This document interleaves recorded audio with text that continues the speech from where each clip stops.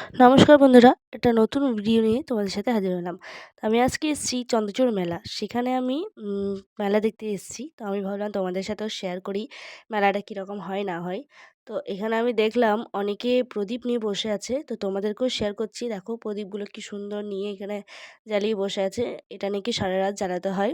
আমি জানি না, এদের নাকি মানসিক থাকে। তো তোমাদেরকেও আমি ঘুরে ঘুরে দেখাচ্ছি যে কীরকম কী লাগছে। খুব সুন্দর লাগছে, মন্দিরটা খুব সুন্দর।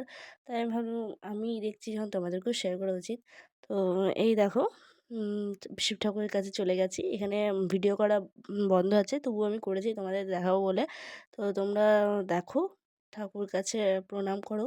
আর এটা হচ্ছে শিব ঠাকুরেরই বাহন নন্দী। তো এর কানে নাকি বললে যে কোনো মনস্কামনা পূরণ হয়। আমি জানি না, তোমরা চাইলে অবশ্যই ট্রাই করতে পারো।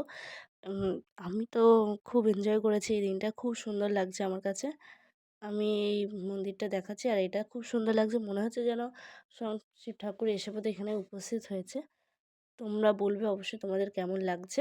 আর তোমরা অবশ্যই লাইক কমেন্ট করো। আমি বুঝতে পারছি না যে তোমাদের ভিডিও ভালো লাগছে কিনা। তো তোমরা একটু জানালে আমার খুবই সুবিধা হয়। তাহলে আমি আরও ভালো করার চেষ্টা করব ভিডিওগুলো। প্লিজ কমেন্ট লাইক করো।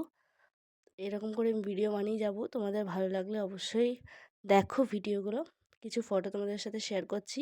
মেলাতে অনেক কিছু খেয়েছি যেগুলো ভিডিও করা সম্ভব হয়নি, কারণ অনেকটাই ভিড় ছিল।